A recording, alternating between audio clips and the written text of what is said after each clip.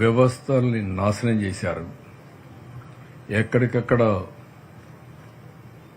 ఇలాంటి నేను ఒక్కసారి కాదు 5 ఏళ్లు పోరాడాం.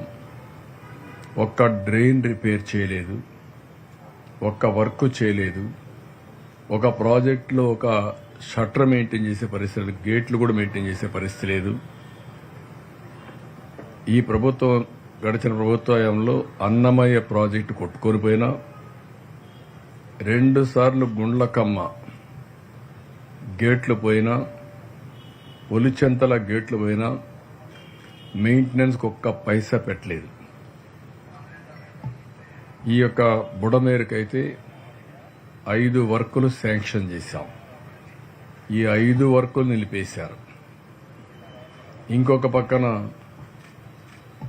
బుడమేరు మొత్తం ఎన్క్రోచ్మెంట్, ఎక్కడ చూసినా కబ్జాలమయం అయిపోయింది. ఎక్కడ చూసినా వీళ్ళ ఇష్ట ప్రకారం ఇళ్లు కట్టేసే పరిస్థితికి వచ్చారు. ఎక్కడికక్కడ నీళ్లన్నీ బ్లాక్ అయిపోయినాయి, నీళ్లు పోయే పరిస్థితి లేదు. ఇప్పుడు కూడా చాలా డిఫికల్ట్గా ఉంది.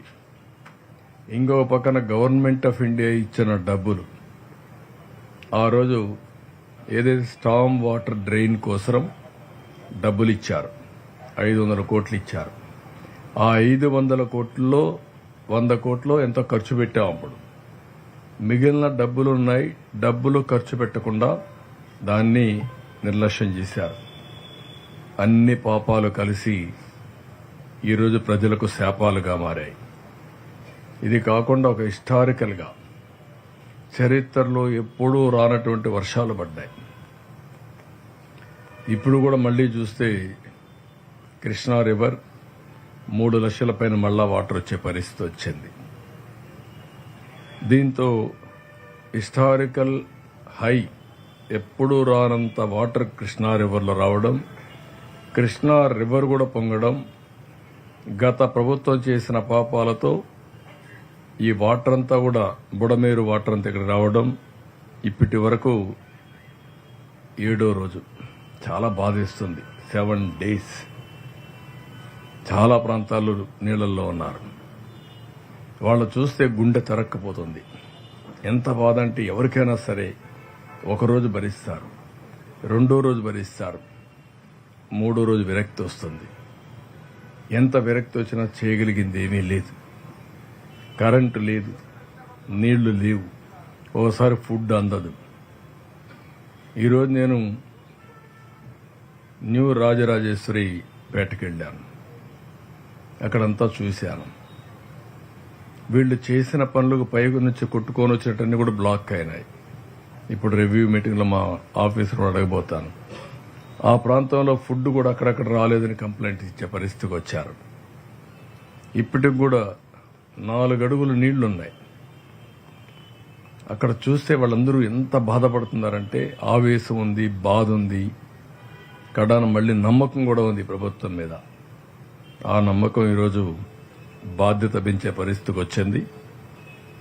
ఈరోజు మనం చూస్తే నిన్న నేను చెప్పాను, మొత్తం ఈ యొక్క బుడమేరు క్లోజ్ చేసినప్పటికీ 1.01 టీఎంసీ నీళ్లు విజయవాడలో ఉన్నాయి. ఈరోజు మళ్లీ వర్షం పడింది. ఆ వర్షం పడింది కాబట్టి మళ్ళా నీళ్లు పెరిగాయి. ఇన్ఫ్లో ఆగిపోయింది, అవుట్ఫ్లో పెంచాం. కానీ రెయిన్ వల్ల మళ్ళా స్టాగ్నేషన్కి వచ్చి ఇప్పుడు 1.2 1.02 ఆర్ 1.03 టీఎంసీ నీళ్లు వచ్చే పరిస్థితి వచ్చింది. రేపు మళ్లీ ఈరోజు వర్షాలు పడ్డాయి, రేపు మళ్లీ వర్షాలు పడతాయంటున్నారు. 2 కాన్ఫ్లిక్టింగ్ ఉన్నాయి.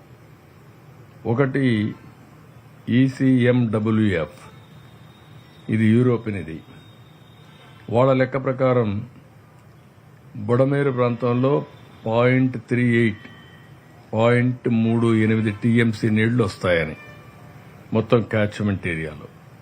అది వస్తే పర్వాలేదు, ఆ నీళ్లన్నీ కృష్ణా రివర్కి వెళ్ళిపోతాయి. అదే మరికి విజయవాడకి 0.09 అంటే 0.09 టీఎంసీ నీళ్లు వస్తాయని. ఇది వస్తే మనం మేనేజ్ చేసుకోగలుగుతాం. ఐఎండి బుడమేరు ప్రాంతంలో 1.86 టీఎంసీ నీళ్లు వస్తాయంటున్నారు. 1.86 టీఎంసీ నీళ్లు అంటే ఒకేసారి 10-15 వేలు కూడా వచ్చే అవకాశం ఉంటుంది. దాన్ని ఏ విధంగా హ్యాండిల్ చేయాలో ఇప్పటి నుంచి కూడా కంటిన్యూ చేస్తున్నారు. బ్రీచ్ క్లోజ్ చేశారు, హైట్ పెంచుతున్నారు, దానికి రాత్రింబగళ్ళు పనిచేస్తున్నారు. మళ్ళా ఒకసారి సమీక్ష చేసుకుంటాం, ఇంకా పెంచమని చెప్తాం. సిటీకి కూడా 0.37 టీఎంసీ నీళ్లు వచ్చే అవకాశం ఉందని ఐఎండీ చెప్తున్నారు. అది వస్తే కొద్దిగా పెరగవు గాని తరగవలసిన నీళ్లు తగ్గవలసిన నీళ్లు కొంచెం తక్కువగా తగ్గే అవకాశం ఉంటుంది. లేకపోతే రేపు సాయంత్రానికి ఎల్లుండికి పూర్తి కావాల్సింది ఇది ఇంకొక హాఫ్ డే అట్లా లేట్ అయ్యే అవకాశం ఉంది. చాలా డీటెయిల్డ్గా రెయిన్ఫాల్ ప్రిడిక్షన్ చూస్తున్నాం. ఇన్ఫ్లో అరికట్టగలిగాం. ఇక్కడ పడే వాటర్ను చూస్తున్నాం. అడ్డంకులు తొలగిస్తున్నాం.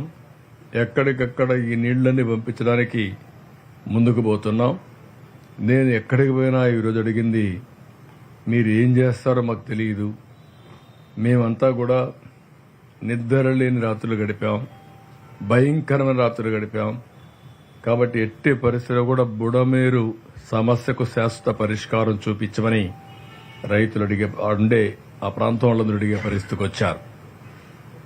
ఇవన్నీ కూడా తరోగా ఎంక్వైరీ చేస్తాం.